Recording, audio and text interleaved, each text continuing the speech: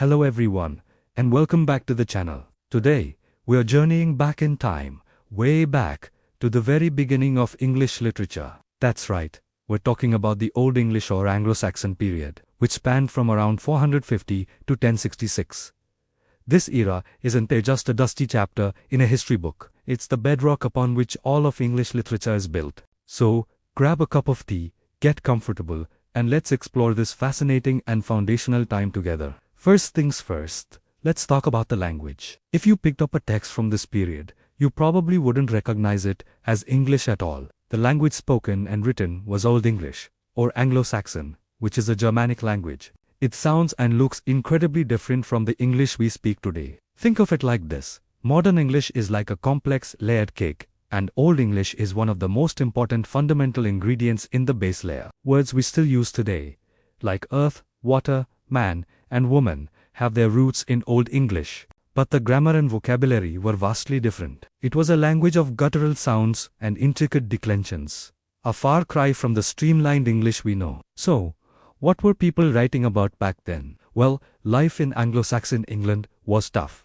It was a time of constant conflict, migration, and the gradual spread of Christianity. The literature of the period reflects this reality perfectly. The main themes you'll find are heroism, the brutal reality of war, the importance of loyalty to one's lord, and the growing influence of religious faith. These weren't stories about everyday life or romantic comedies. They were epic tales, elegies lamenting loss, and religious poems praising God.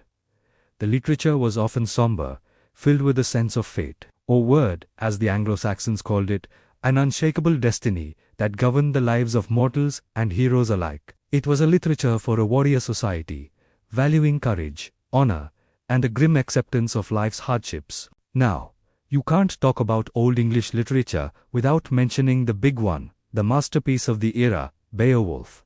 Even if you haven't read it, you've probably heard the name. Beowulf is an epic poem, over 3,000 lines long, and it is the absolute cornerstone of the period. It tells the story of a great Geatish hero named Beowulf who travels to Denmark to help King Hrothgar. Why?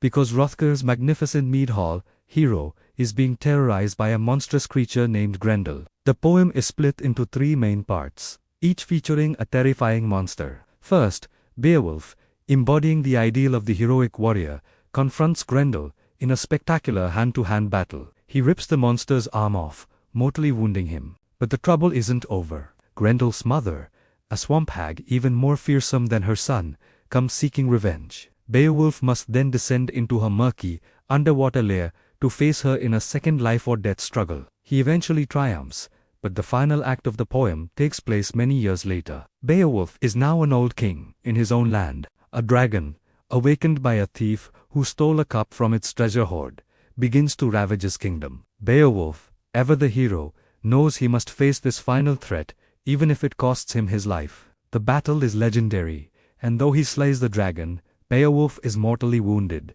Beowulf is more than just an action-packed monster story. It's a profound exploration of the heroic code. It examines what it means to be a good leader, the conflict between pagan warrior values and emerging Christian ethics, and the inevitable cycle of life and death. The poem is full of rich imagery, powerful language, and alliterative verse, which gives it a driving, rhythmic quality when read aloud in the original Old English. It's a testament to the storytelling power of the Anglo-Saxons and our most important window into their world. But Beowulf wasn't the only thing they wrote. There were other significant works, too. For instance, we have religious poetry from figures like Sudman and Cynewulf. Sidman's hymn is one of the oldest surviving English poems, a short but beautiful piece praising God's creation. Then, there are the elegies poems that express a deep sense of loss and nostalgia. Works like The Wanderer and The Seafarer are incredibly moving. They tell the stories of lonely exiles, men who have lost their lords and kinsmen, drifting on the cold sea and remembering the warmth and camaraderie of the mead hall. These poems capture a universal human feeling of sorrow and longing that still resonates with readers today. Another crucial figure from this period was the Venerable Bede, a monk and scholar whose work, The Ecclesiastical History of the English People, is one of our primary sources of information about the Anglo-Saxon period. He wrote in Latin, but his work was so important that it was later translated into Old English by order of King Alfred the Great.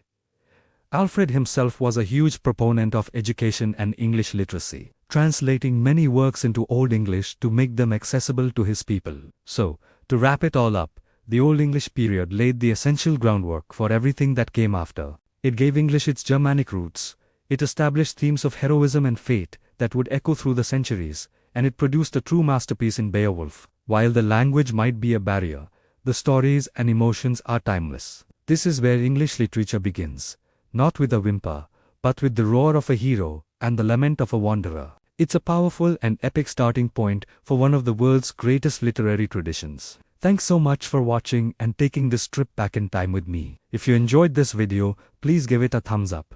And don't forget to subscribe for more deep dives into the history of literature. Let me know in the comments which literary period you'd like to see next. See you in the next video.